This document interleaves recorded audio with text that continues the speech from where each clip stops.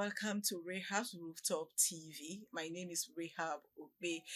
Is a show, a platform where we do extensive book review and give a heart-to-heart gist. And of course, on Rehab Rooftop TV today, we climb to even a higher rooftop to be with my dear amiable mommy. And guess what? We will be talking about one of my books, Married but Missing. And of course, looking at this very important topic, there is no one else that we really do justice to it than the person I am about to introduce. Yes, my guest today is a counselor, marriage counselor, relationship expert, senior pastor of Shepherd's House Assembly International. She is an entrepreneur. She is a best-selling author. And guess what? She's also my mommy and she is my mentor. So with me on the show today is Pastor Jackie Talena, fondly called PJT. Wow. Hello, Ma. You Good, look so good. beautiful. Thank you so much. I was And just you admiring too. the combination of Oh, purple and like when we see you dress, it's like, well, let me. thank you. So Yes, well, grateful and happy to be on your show today. And I'm so excited with what you've been doing so far. And thank you, trust Ma. God that God will take you to the highest and the peak of this. Amen. Thank Amen. you, Mommy, Yes, for dear. not despising our little beginning. Amen. Thank you, Ma. So today we'll be talking on married but missing. Wow. That is women losing themselves in marriage. And I will start your first question with a story. Okay. I've been following up a story lately that people are getting divorced from their spouses, not because of the obvious reasons that we think, maybe because of lack of money, incompatibility, or even infidelity. But I have seen that and I've read lately, and even from a very popular actress that I will not mention her name, not one, not two, not three, up to five of them that I followed their story, Wow. that they left their marriage because they were losing themselves.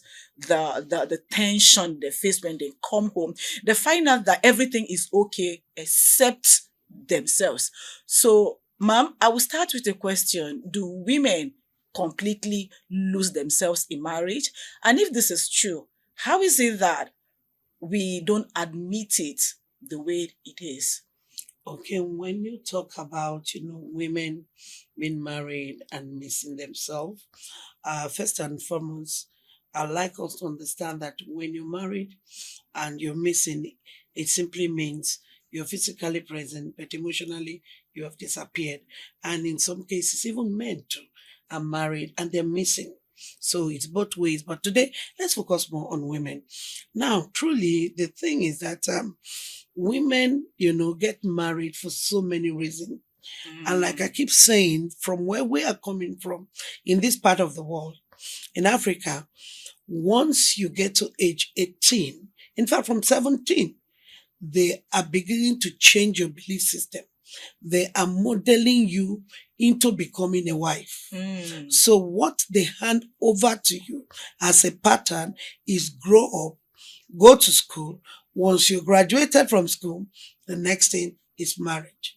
So they now, tailored us into believing that marriage is what fulfill us. So most of us run into it. We get into it because we felt like, oh, this is success. I want to be successful. Now, unfortunately, things have changed. Yeah. A lot is evolving. And the religious house, which is where I represent my safe place, are really not also helping matters. Because you're a young girl, you are in church, you're doing very well. You're a banker, you're earning and having your soft life. And the next thing, pastor will climb the altar and begin to pray for the singles to get married, as in you are complete, but there's a cancer that is hitting you. So I think all this now has actually contributed to the fact that people are married, but they really can't find that fulfillment any longer. Okay, I love that. While you were speaking, you made mention of society socializing us, giving us this orientation, Yeah. either in church or it's not only in church, in every religious setting, Yeah. women are groomed to be married. It's something you look forward to. We see it as part of fulfillment. If marriage does not bring fulfillment, then what does? Okay, now, the first thing we need to understand as women is to know who you are. The lack of self-awareness is one major reason why people are married and they're missing. Now, you are not who you are because you're married. You're not who you are because you're a mother. You are who you are because of your identity.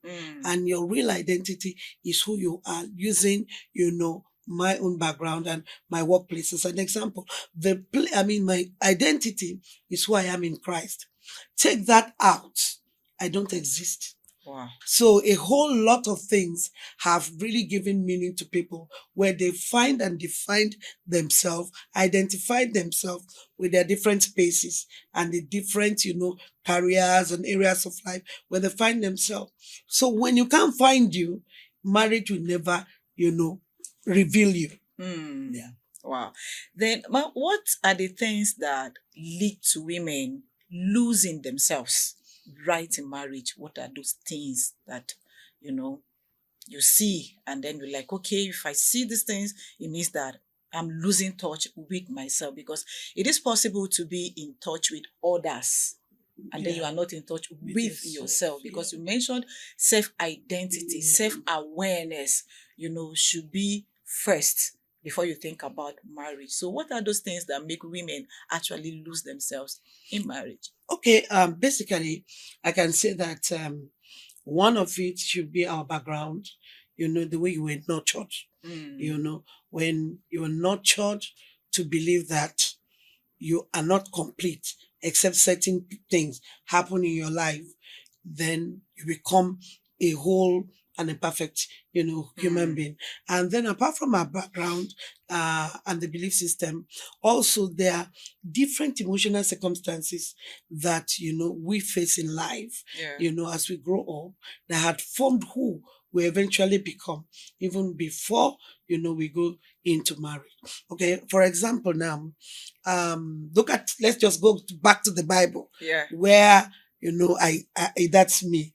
Now, everybody talk about Hannah, the mother of Samuel. Yeah.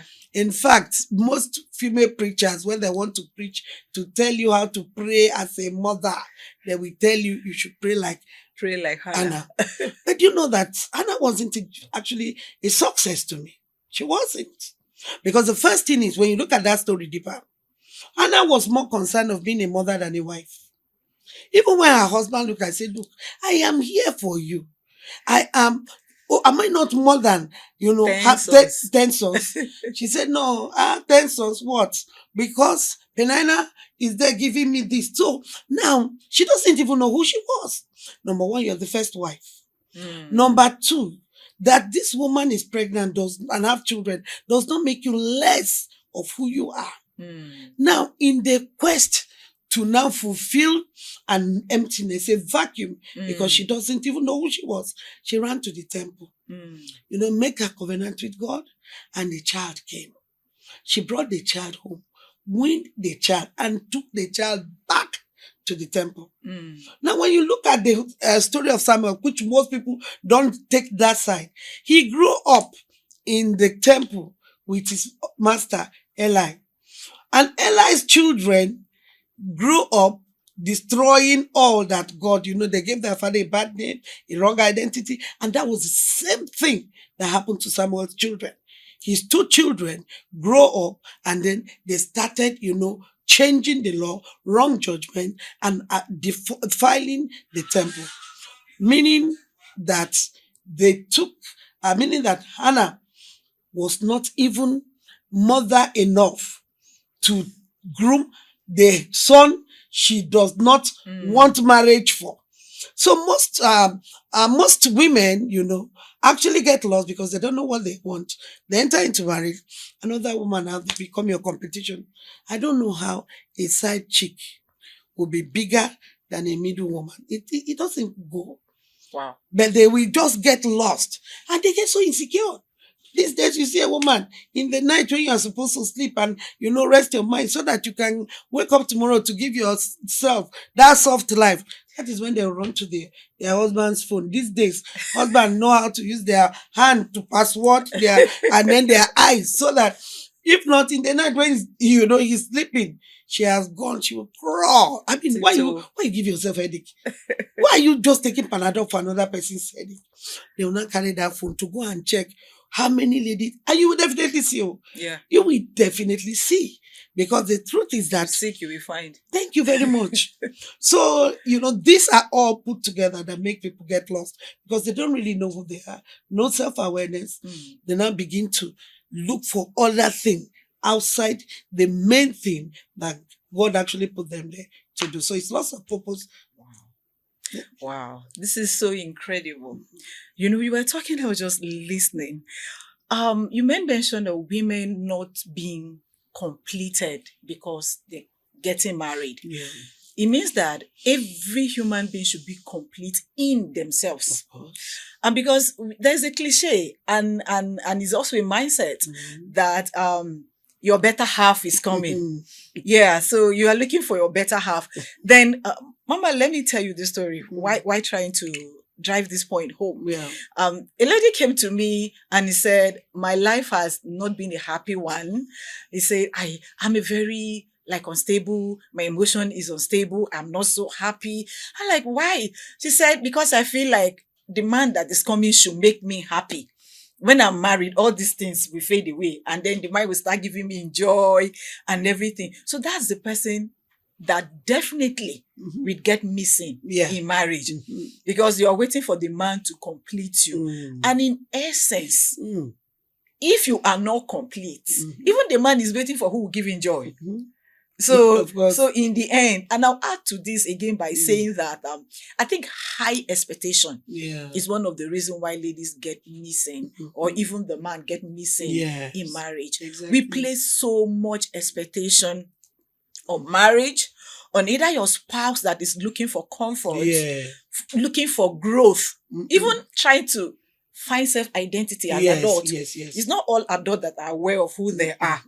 Even at old age, people are trying to figure things out. So the expectation is so much. You think that the man will cuddle you, and if he doesn't cuddle you, then you feel like, oh, something is missing. Exactly. I am not feeling him the way I should. So I feel that expectation is we enter marriage with. I'm not saying we should not have expectation when we enter into marriage, but I'm saying that when the expectation is too high on a human being that has flaws like you, then it becomes a problem because he cannot meet that, expectation. Exactly. And then once again, let me just add this to it.